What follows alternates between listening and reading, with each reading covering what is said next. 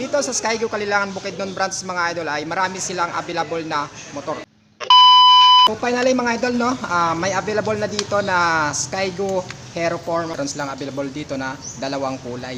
So kulay blue na road edition, saka meron din silang yellow na color combination. So andun siya yung yellow mga idol sa kabila. Itingnan natin kung ano yung specs, features na alamin na din natin yung price ng motor na to ngayong January as of 2025. So, meron itong 125cc na displacement, naka 4-stroke, naka 2 valves, naka single cylinder, naka single overhead cam. Ito ay carburetor type system. Kaya nito mag-produce ng power output ng 8 horsepower sa kada 7,500 RPM at meron itong max torque na 8.5 Nm sa kada 5,000 RPM. Sa buang looks niya mga idol, ito siya kapag nakaharap. Yan, ito yung side niya. So napakaganda na. Kulay yellow nila, maganda rin. Ayan o. So, ang ganda rin ng color combination. Meron silang available na yellow, tatlo. Tapos dito naman sa cyan blue, combination ng black, meron din silang tatlo. Headlight niya, ang ginamit dito na lighting system is naka-bulb type lahat. Mula sa headlight, sa signal lights niya, taillight at maging sa signal light niya sa likod is lahat yan naka-bulb type. Lagay dito yung Skygo, ayan o. Sticker lang. Tapos dito naka B-shape, color combination, dito na sa gilid niya, ayan nakalagay lang yung ayan blue mga idol, tapos nakalagay dito yung road edition. Tapos dito nakalagay din yung hero na kulay white, may combination ng black. At dito naka-glossy, maliban dito na naka-matte black. Hanggang dun sa dulo niya mga idol sa likod is naka-glossy yan. So ito, naka-glossy siya mga idol.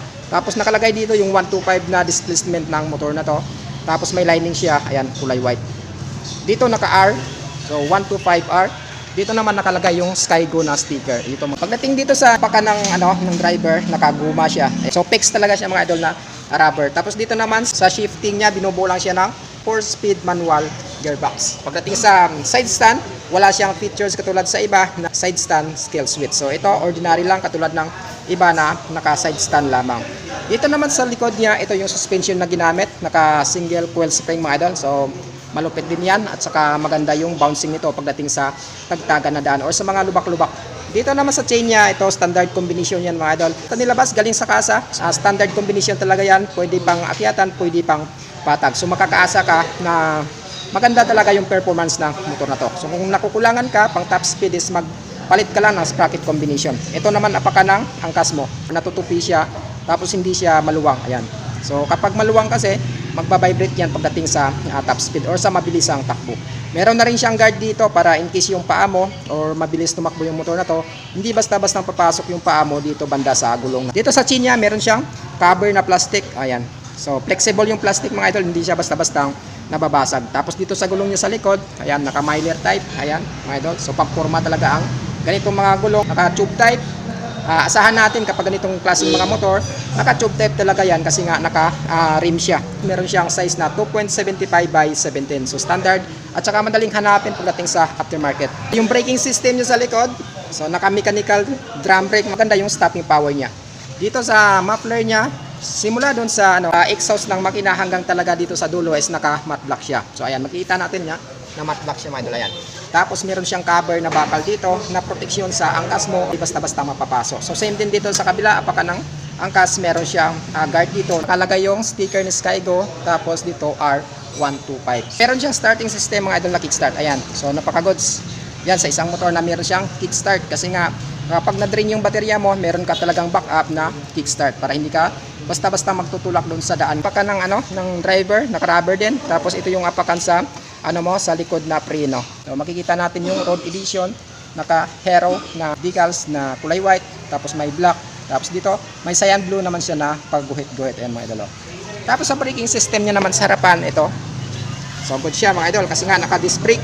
Yung gulong niya is meron siyang sukat na 2.50 by 17. So standard din mga idol at mas maliit ng konti dito sa harapan na gulong. So meron siyang brand na Yuansin. So yung suspension niya sa harap, ito naka-telescopic fork suspension. Hindi naman gaanong mataba at saka hindi naman gaanong nipis siya mga idol. Tapos yung fender niya sa harapan is naka-plastic na naka-glossy. So hindi naman ito basta-bastang mababasag. May quality din ang materials na ginamit dito ni Skygo. So ito naman yung sa taillight niya mga idol. So same din, taillight niya ito. Tapos naka-fix na yung signal lights niya sa likod. Dito yung signal lights niya, kabilaan. Tapos naka-bulb type yan siya mga idol.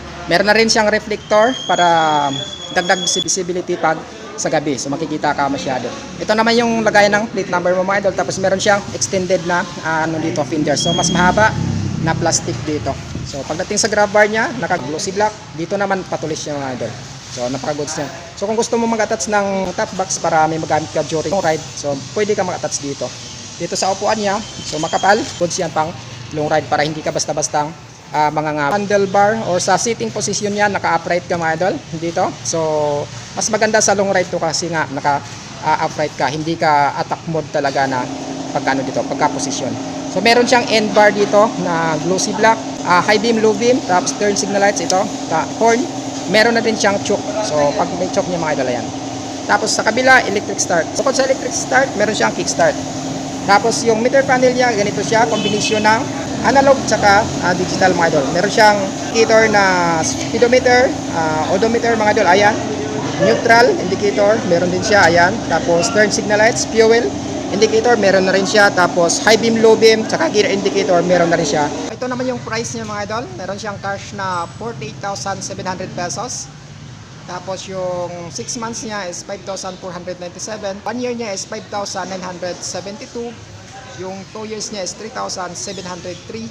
Tapos yung 36 months niya is 2,907 pesos. So meron siyang 300 pesos na rebates. Yung update dito mga idol sa Skygo Hero 4 nila na road edition mga idol. Kung nakahanap ka ng Skygo Hero 4 mga idol na road edition, is available na yan dito sa Skygo Kalilangan, Bukidnon Branch. So pwede na kayong bumisita dito mga idol. At doon sa mga nagtatanong about Skygo Hero 4 mga idol, so available na yan dito, lalong lalo na sa mga nagtatanong dyan park sa banda ng Wao. So hanggang dito na lang tayo. Huwag kalimutan mag-subscribe dito sa YouTube channel ko at like at follow mo na din ako dito sa FB page ko mga idol. So ride safe, ingat palagi.